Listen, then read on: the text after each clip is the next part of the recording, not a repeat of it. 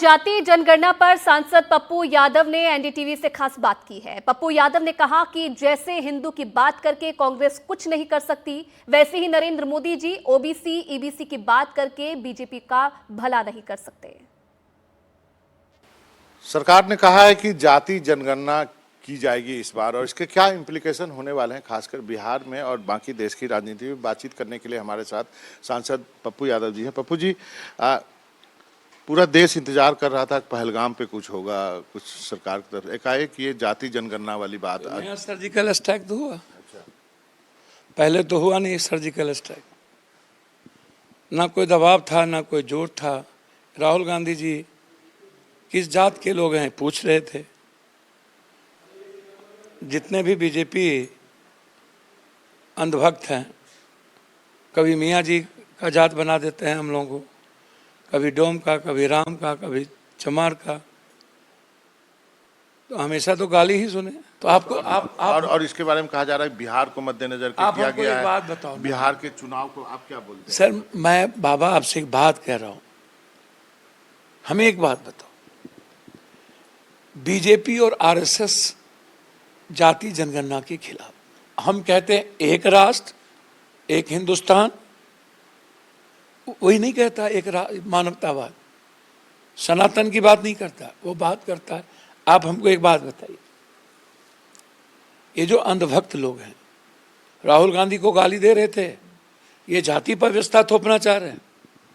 ये आप हमको एक बात बताइए, नरेंद्र मोदी जी आरएसएस के खिलाफ ये निर्णय लिए, इसके पीछे क्या कारण है? नरेंद्र मोदी जी जिसके कोर वोटर बीजेपी के अपर कास्ट थे, उनके खिलाफ निर्णय लिए, इसके पीछे कारण क्या हो सकता है? एक बात समझ लो, मैं बहुत मार्के की बात आज कह रहा हूं। जैसे हिंदू की बात करके कांग्रेस या अन्य पार्टी कुछ नहीं कर सकती, वैसे नरेंद्र मोदी ओबीसी और ईबीसी बात करके बीजेपी का भला नहीं कर सकता। अब इसका क्या आप इसको लिख लो। ठीक है, अब इसका क्या जितना मंदिर घूम ले राहुल गांधी जी, प्रियंका गांधी जी,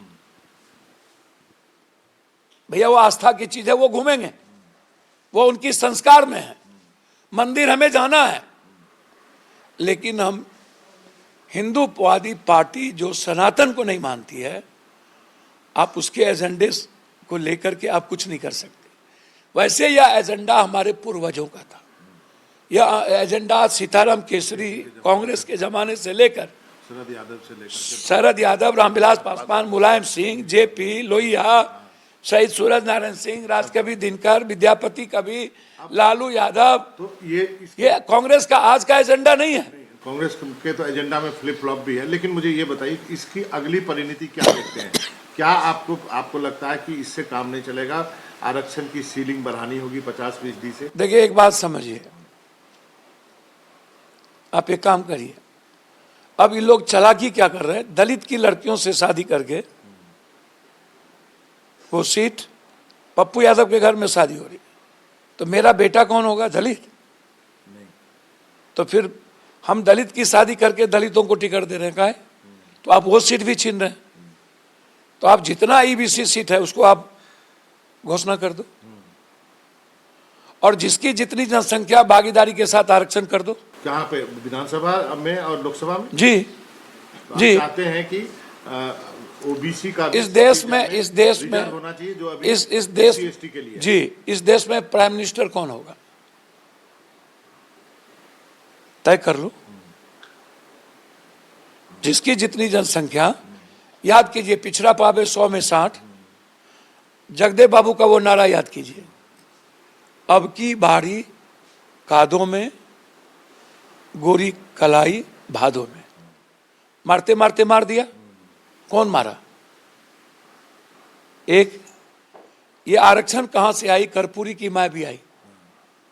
कर्पूरी ठाकुर से समर्थन वापस किसने लिया था? बीजेपी। बीपी सिंह से समर्थन वापस किसने लिया? बीजेपी। मंडल के खिलाफ कमंडल किसने लाया? बीजेपी। तो फिर अब मंडल पे तो जाना पड़ रहा है ना सर, मैं वही बात तो कह रहा हूं। और आपने ओबीसी के आरक्षण से ऊंची जात के गरीबों को 10% दिया, जो जौहरी थी। हम 15% देंगे, लेकिन 67% ओबीसी को आरक्षण कर दीजिए।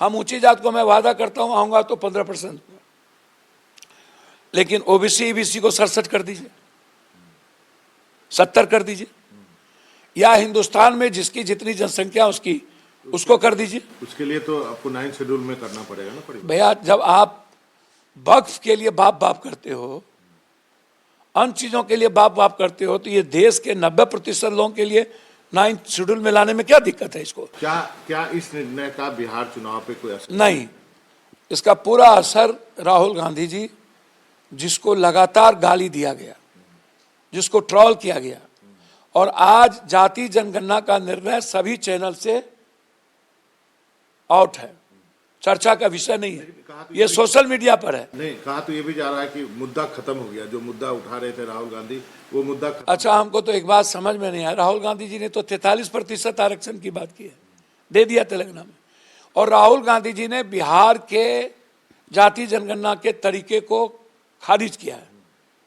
उन्होंने कहा कि नहीं, एक ऐसी जाति जनगणना की व्यवस्था हो जहां आर्थिक आजादी की बात हो, जहां इकोनॉमी में शेयर हो, साझेदारी हो, भागीदारी हो, सीट पर हो, जजेज पर हो, पत्रकारिता पर हो, अन सिस्टम में हो, जहां पर आईएएस 10 बैठे तो 7 IAS EBC OBC ST SC का बैठे, ऊंची जात के 3 बैठे, मिल करके काम करे। एक ही 10 आईएएस है तो 10 एक ही जात के नहीं बैठ जाए।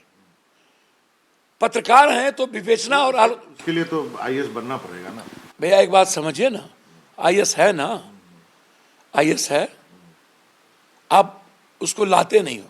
मीना नहीं है क्या? जाट नहीं है क्या? गुज्जर नहीं है क्या? एसटी एससी में नहीं है क्या?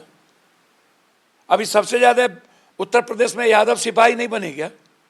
सबसे ज्यादा बहाली में नहीं आए क्या? क्या यादव यूपीएससी में नहीं है क्या? आप ला नहीं रहे हो। ठीक है, क्या आप चाहेंगे कि जो आरक्षण की बात हो रही है वो अब प्राइवेट सेक्टर में भी देने की? सर, मैं तो प्राइवेट सेक्टर की बात शुरू से कर रहा हूं कि हर कीमत पर प्राइवेट सेक्टर में 70 और 80% आरक्षण दीजिए। EBC OBC ST SC minorities के लोगों को प्राइवेट सेक्टर में 70%, 30% जनरल कोटा में आप करिए, प्राइवेट सेक्टर में करिए, आप जजेज में करिए, आप ईबीसी का सीट रिजर्व करिए। हम ओबीसी की बात नहीं कर रहे हैं, अभी मैं ईबीसी की बात कर रहा हूं। और एसटी एससी की बात, सीट को बढ़ाइए, जनसंख्या के आधार पर बढ़ाइए। तो इसका मतलब इसमें और भी आपको लगता है काम करना बहुत बाकी है? सर, कुछ भी काम नहीं हुआ, ये जुमलेबाजी है। मैं धन्यवाद दूंगा नरेंद्र मोदी जी को कि आपने कहा जो जनगणना होगी उसमें जाति की भी कराएंगे, जाति पूछी जाएगी। ये क्या मतलब? ये कौन सा है भैया? जनगणना होना तो आप जाति पूछोगे ना।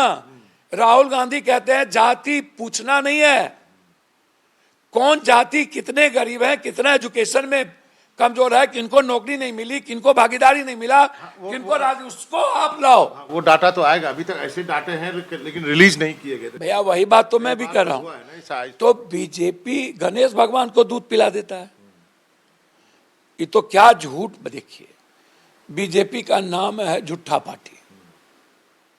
चुनाव जीतने के लिए ये कुछ भी करेंगे। हम अनुराग जी से कहेंगे, निशिकांत दुबे से, अब किसकी जाति नहीं है जरा बताइए ना। लोग मानते हैं कि इस घोषणा के बाद बिहार का चुनाव बहुत दिलचस्प, इंटरेस्टिंग होने वाला है। सर, आप सुनिए, वहां पहले से पिछड़ों की बात करने वाला और ईबीसी की बात करने वाला नीतीश बैठल है। बीजेपी को कुछ नहीं मिलना है, और बीजेपी का जो हार्डकोर वोटर है वो उदास हो गए। अब सच साबित हो गया। राहुल गांधी ने स्पष्ट कहा था, तुम जितना अपमान करना हो, गाली देना हो, दे लो, हमें नीतीश और आरजेडी मॉडल वाला नहीं चाहिए। पटाखा फोड़ रहे, अरे दादा, कौन सी का पटाखा फोड़ रहे हो? आपका बाबूजी तो बिहार में तो पूरी जगह पोस्टर लगे। सुनिए ना भैया, पूरे बाबूजी उनके 2 प्राइम मिनिस्टर बनाए थे ना, तो तब जाति जनगणना काहे करा लिए, और तब निजी क्षेत्र में आरक्षण काहे नहीं ले लिए, और तब 67% आरक्षण काहे ले लिए। मार खाए गधा, खेत खाए जोल्हा,